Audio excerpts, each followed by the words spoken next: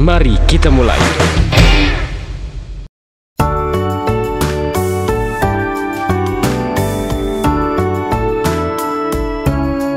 Malang senangnya apa? Ini kan tempat dari lokasi perumruri ya? Ini dulu perumahan, jadi kalau yang kita berdiri ini adalah gudang penyimpanan uang.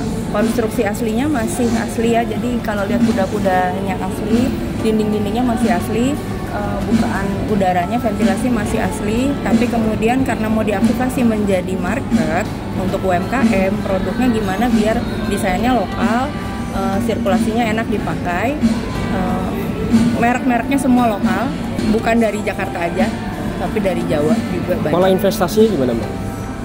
Jadi investasinya adalah dari Peruri meminjamkan tempat, dari M Block Space mengelola teman-teman UMKM untuk bisa berjualan di sini dengan sistem revenue sharing.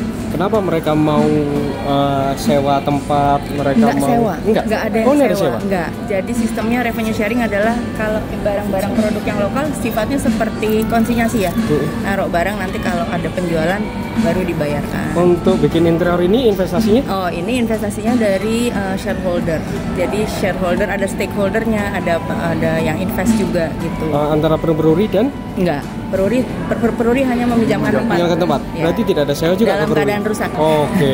Peruri meminjamkan tempat dalam keadaan apa adanya waktu itu. Jadi termasuk kita yang harus membersihkan pohon-pohon yang sudah keburu tumbuh di dalam, menemukan ular, biawak gitu-gitu lah ya. Berarti investasinya dari M Block Space. M Block Space Management. Gitu. Interiornya semua dikerjakan sama M Block Space Management. Betul. Kemudian setelah proper, mengundang teman-teman untuk teman-teman yang kurasi. Kemudian dikurasi, kami kurasi. Jadi, pola kurasinya gimana? Pola mengajaknya? Mengajaknya semuanya dari Instagram. Jadi mengajaknya semua open di media sosial karena memang market kita Gen Z. Jadi semuanya follow dari Instagram. Jadi jadi kita kurasi juga karena 70% kegiatan kita di sini lebih ke musik. Jadi deck proposal pertama adalah musik band. Jadi itu dikurasi oleh bapak-bapak direksi yang bidangnya musik, program director yang musik. Untuk yang ini ada lagi bagiannya untuk retail gitu. Waktu mengundang teman-teman untuk di tempat sini, ini bangunan rak-raknya sudah ada atau hanya desain? Belum ada. Berarti itu masih desain ya? Paralel. Jadi ini masih konstruksi. Deck masuk itu sifatnya adalah mau berjualan nggak, produknya apa, kirimkan fotonya, brandnya. Nanti bakalan dijual dengan revenue sharing dengan desain seperti ini gitu? Enggak. Masih kosong? Enggak. Jadi kita benar-benar nampung proposalnya mana, lalu dilihat dikurasi dulu, habis itu ada tes produk. Tes produk gitu. Jadi kalau makanannya di sini mungkin tes produknya, kalau yang di depan itu food testing. Harus beneran lokal. Datang, ya. Jadi kami termasuk menolak brand internasional. Ya. Seperti misalnya ini nyebut merek ya. Logo duyung hijau misalnya. Itu ya mau masuk tapi dengan bukan sombong, tapi lebih ke ingin memberi kesempatan pada yang lokal untuk bisa pride-nya biar tumbuh ya. Local pride gitu, karena ternyata bisa kok gitu. Berarti ini dulu atau tempat depan dulu atau dulu. Event musiknya dulu? Oh, mana urutan duluan, eventnya dulu. Jadi tempat ini masih kosong, belum dipermak apapun. Jadi hanya dibersihkan. Live house dulu yang hijau. Oh. Kayak ini dibersihkan, kemudian live house itu interior dikerjakan juga dulu. Dikerjakan. Jadi live house yang paling mahal, investment paling mahal di live house karena untuk bentuknya kurang lebih seperti ini, tapi harus ada peredam suaranya, harus ada sound systemnya, harus ada lighting gitu. Nanti bisa dilihat. Ini dipinjamkan berapa tahun? Ini kita baru periode pertama selesai 5 tahun, jadi sekarang sedang proses untuk 5 tahun kedua. Oh, berarti per 5 tahun ya? Karena sebenarnya di BUMN sendiri kebijakan itu belum sepenuhnya disepakati ya, tapi per BUMN itu boleh punya kebijakan. Kalau yang counter di depan itu tempat-tempat tenan-tenan depan itu juga dulunya perumahan, revenue sharing juga sama. Dulunya rumah dinas, kosong, rusak, dan 25 tahun kosong. Jadi kalau kita bicara kenapa diajukan sebagai placemaking, karena 25 tahun kosong, menjadi tempat hantu, menyeramkan, hanya ditutupi seng, trotoar nggak ada gitu. Jadi kenapa diajukan begitu, Peruri akhirnya ayo coba dibuka, dibersihkan.